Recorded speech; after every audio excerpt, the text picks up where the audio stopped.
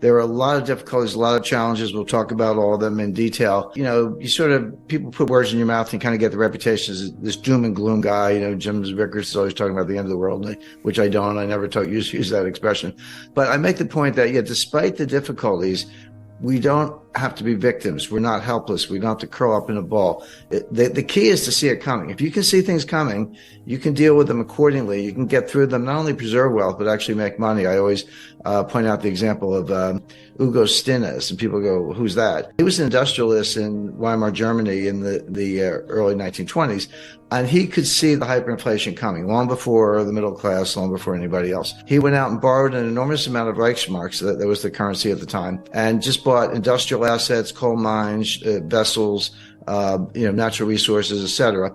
So here comes the hyperinflation. He gives it a little time. He pays back his debts. I would say pennies on the dollar, like a millionth of a penny on the dollar, in other words. But he paid it back. They were sweeping the money down the sewers, but he paid back his debts and kept all the assets. And he became the richest man in Germany. And my German is not very good, but his nickname was the Inflationskönig, which means the inflation king.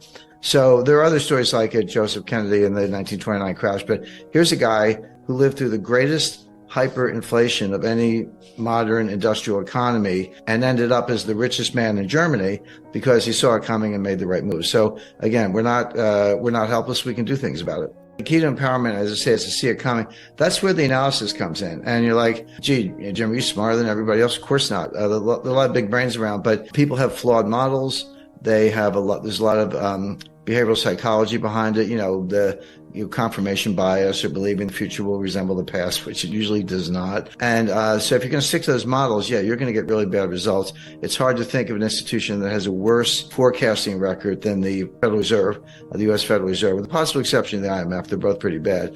I mean, you could almost take the Fed forecast, do the opposite, and be just fine. There's more to it than that, but they just stick to these really bad models. But if you understand how the economy really works, if you understand it's a complex dynamic system, all I've done is I've taken complexity theory, which has been around for a while. I mean, you could say 13 billion years because the Big Bang was the ultimate complex dynamic. But the science of complexity, understood in mathematical terms, really dates to the early 60s. But it's been used very successfully in physics. I've been out at the Los Alamos National Laboratory, worked with the top people there. It has a lot of applications. All I did was bring it over to capital markets. I looked at capital markets and said, wait a second, here's one of the most complex dynamic systems you can picture. And then there's nothing more complex than the human brain.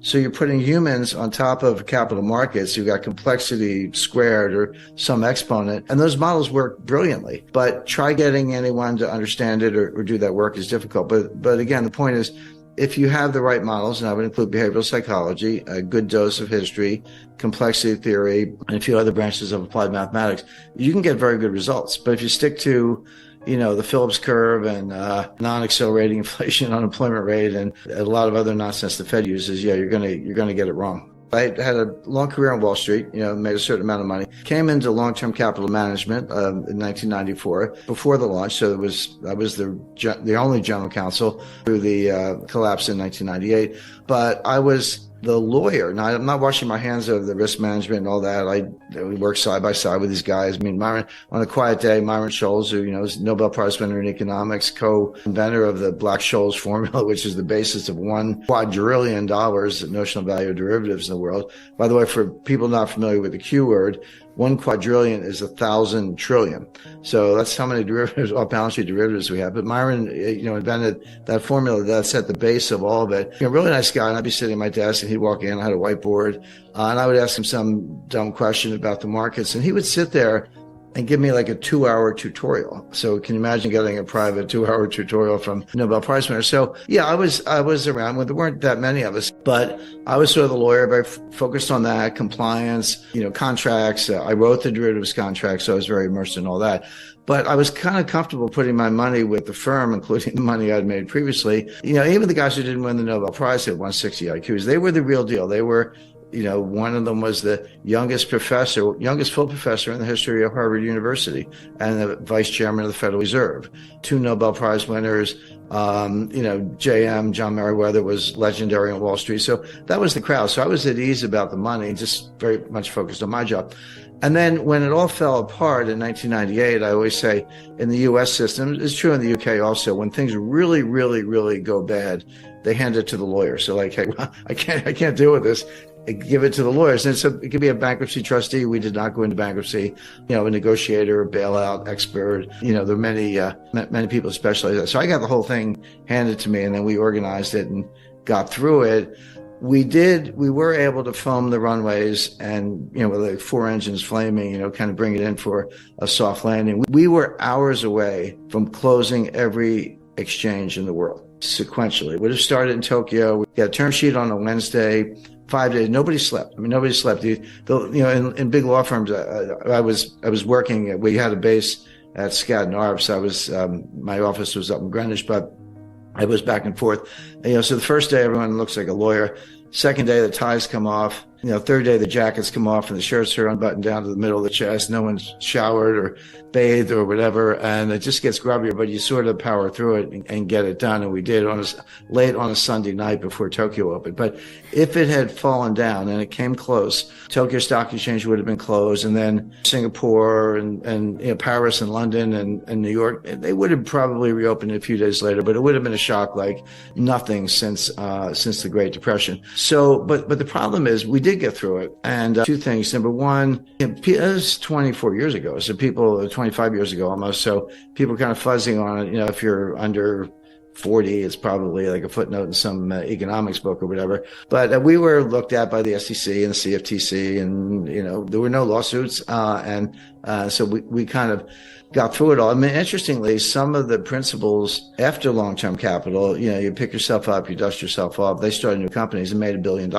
So they had the talent. We just had a very bad patch. But I sort of looked at it myself and said, well, wait a second. These people really were who they said they were. They really were that good. And yet they had this disastrous outcome, massive failure risk management. They're not dumb, they're not venal, but they must be doing something wrong. I don't mean in the moral legal sense. I mean, there must be something wrong in the model, in the way they understood markets, or you wouldn't have ended up that way. So I continued my career. I ran a stock exchange after that. It was not long after 9/11. I was tapped by the CIA and, did that for 10 years. But I never got over this. Well, what were they missing? And so then I just kind of on my own time, in my own way, I started exploring what could be wrong with the models, what assumptions were, at odds with the facts. How did markets actually work, and what models did work? I started writing on that, lecturing on that. And because of my national security work, I got tapped to go out to Los Alamos National Laboratory. And that's like, good luck getting in. That's harder to get in than any other place I've ever been. But it's on a Mesa, working with people who were simulating nuclear explosions in a supercomputer, because you can't blow things up anymore, but we still have to do the weapons development. I was meeting with them to collaborate on taking that branch of physics and complexity theory and bring it to capital markets. So what was interesting, I would say something, well, I did say this, I would say, if we had used what we call team science or interdisciplinary approaches, as if we had some physicists, applied mathematicians, an economist, a lawyer, a behavioral psychologist, maybe an artist, I don't know, just a group, we could crack the code. And the physicists were like, great idea. Let's put it together. Let's make a proposal. Let's get the funding. They love that. But you would go to an economist and say, well, would you like to join this team? They would say, well, you have nothing to teach us. Why would we want to work with physicists? I mean, what does that have to do with economics? So interestingly, the biggest impediment to improving economic science were the economists themselves, because they're so drenched, marinated, I guess, in their own models, most of which are mistaken, that they can't see the way forward. So I got a lot out of that. I just started doing it myself, building my own models and